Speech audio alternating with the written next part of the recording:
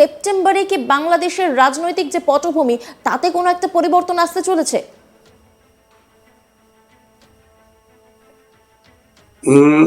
হ্যাঁ, এরা তো এখন যারা বাংলাদেশে অ্যাক্টিভ, আওয়ামী লীগ তো আর অ্যাক্টিভ নেই, এরা সরে গেছে। এখন যারা ক্ষমতায় আছে ইউনূস, বিএনপি, জামাত এবং জঙ্গি জিহাদি, এরা একটা ডিজাইন করে এরা একটা নির্বাচন করতে চাচ্ছে, কিন্তু এরা কখন করবে এটা নির্ভর করছে ওয়ার্ল্ড অর্ডার কিভাবে চলছে, গ্রাউন্ড রিয়ালিটি কি, ওরা এটাকে চুরি করে এটা তো একটা পাতানো নির্বাচন করতে চাচ্ছে। এই পাতানো নির্বাচন জনগণ কতটা নিবে আর এর বিরুদ্ধে জনরোষ কেমন, এগুলো সব বুঝে এর উপরে নির্ভর করবে যে আসলে ইলেকশন হবে কিনা, নতুন চেঞ্জ ওভার আসবে কিনা। যে কোনো জিনিস ঘটতে পারে বাংলাদেশে যে কোনো মুহূর্তে। আপনি একটা কথা বললেন যে পরিকল্পনা চলছে, যেখানে মানে সিট ভাগাভাগির কথা চলছে, গোপন সূত্রে কি তথ্য সামনে আসছে, কে কটা সিট নিতে পারে, এই রকম কি কোনো তথ্য সামনে উঠে আসছে? এটা অনুমান করা হচ্ছে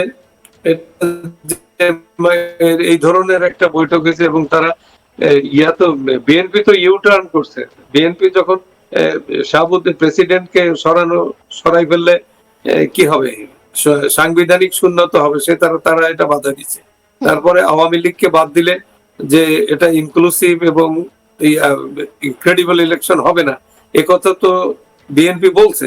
এখন বিএনপি বলছে যে আওয়ামী লীগকে শাস্তি দিতে হবে, তারা গণহত্যা করছে, তাদেরকে এমনও হতে পারে যে তারা এই গভর্নমেন্ট বিএনপি এরা মিলে একসাথে মিলে আওয়ামী লীগকে ব্যান্ড করে দিল, তার নিবন্ধন করে দিল, কেটে দিল, এরকম একটা আভাস পাওয়া যাচ্ছে। তো এরা এখন কি করবে এখনো বোঝা যাচ্ছে না। তো মানুষ তো অনেক কিছু ভাবে, হয়তো না, যার যা হবে সেটা হয়তো অনেকে ভাবতেই পারে না, এরকম পরিস্থিতি। গোপন সূত্রে এমনটাও জানা যাচ্ছে যে ভোট হলে বিএনপি নাকি 200টি আসন পেয়ে যাবে, এমনটাও সম্ভাবনা জোরালো হচ্ছে। তাহলে সেখানে দাঁড়িয়ে না 200 কেন, বিএনপি তো 300 আসনও পাইতে পারে, অসুবিধা কি? তো যেহেতু সেই সবচাইতে বড় দল, তবে শোনা যাচ্ছে যে বিএনপি ভাগাভাগি হচ্ছে। এটা তো নির্বাচন না, এটা ওই মাছের ভাগার মতো মাছ, যে কে কয়টা নিবে এরকম, যে এটা একটা ডিজাইন, এটা নির্বাচন না, এটা হচ্ছে একটা পাতানো খেলা। সেখানে বিএনপি কে বলা হয়েছে তুমি 200 নিবা, জামাত 70টা পাবে, আর অন্যান্য যারা আছে খুচরা তারা মিলে তারা 30টা এদেরকে কিছু কিছু ছিটা ফোটা ভিক্ষা টিক্ষা দিয়ে দেবে, এরকম একটা জল্পনা কল্পনা চলছে। তো এটাতে গত যে ইউনূসের সাথে গতকালকে যে মিটিং হয়েছে বিএনপির, সেই বিএনপির ওই মিটিং এর থেকে তাদের সুর যে চেঞ্জ হয়েছে, এই চেঞ্জ থেকে কিছু আজ করা যায় যে একটা নতুন ধরনের খেলা এরা শুরু করতে চাচ্ছে, একটা পাতানো নির্বাচনের দিকে এগোচ্ছে। এই মুহূর্তে আমরা যে ছবিটা দেখতে পাই যে আওয়ামী লীগের যিনি প্রধান মানে হাসিনা মাঝে মধ্যেই বার্তা দিচ্ছেন, তিনি তাদের যে কর্মী সমর্থক তাদেরকে উজ্জীবিত করার চেষ্টা করছেন এবং তার ফলস্বরূপ আমরা দেখতেই পাচ্ছি একের পর এক অশান্তির ছবি সামনে আসছে। সেখানে আওয়ামী লীগকে বাদ দেওয়ার যে কথা বলা হচ্ছে, এটা তো কোনোভাবে অ্যাকসেপ্টেড হবে না গোটা বিশ্বের কাছে। সেখানে দাঁড়িয়ে তাদের কি কোনো পরিকল্পনা থাকছে অন্যত্র? শুধু আওয়ামী লীগ না, 14 দল বাদ দিচ্ছে এরা। 14 দলের কাউকে এরা নির্বাচন করতে দিবে না, দ্যাট ওয়াজ देयर ডিজাইন।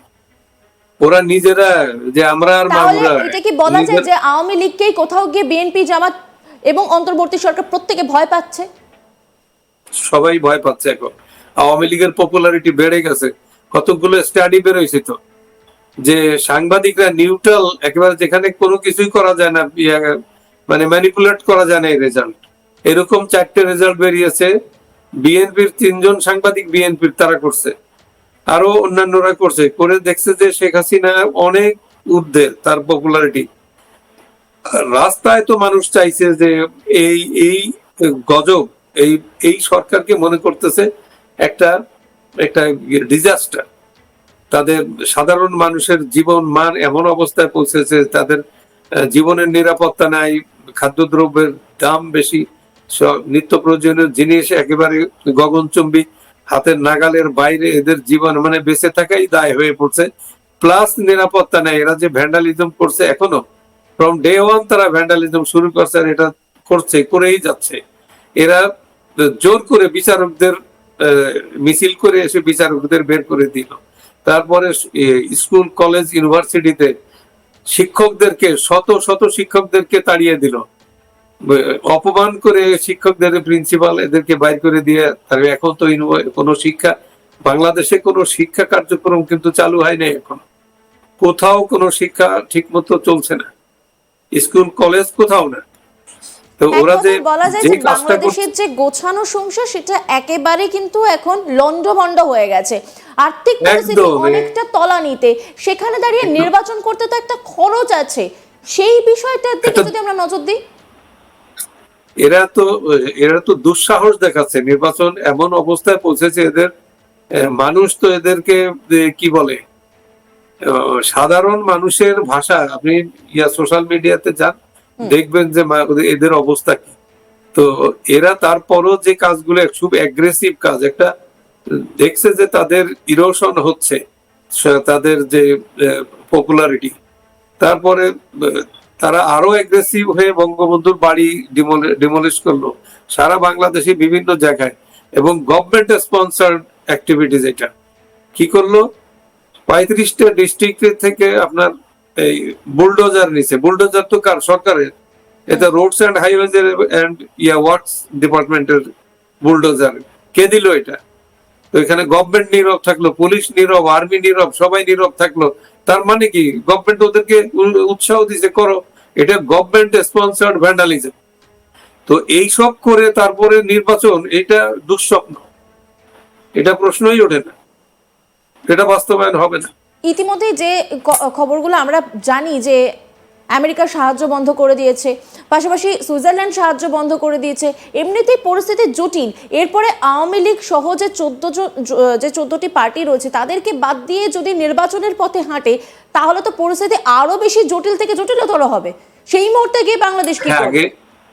হ্যাঁ, যদি সকলকে, উনি যদি একটা পিসফুল এক্সিট চাইতেন, তাহলে উনি চুপচাপ থাকতেন, সবাইকে ডাকতেন, ডেকে সকল দল। তা এখন যে দলগুলো তার সাথে আছে প্লাস 14 দল, সবাইকে ডেকে, সারা বাংলাদেশের যত রাজনৈতিক দল আছে সবাইকে ডাকতে হবে।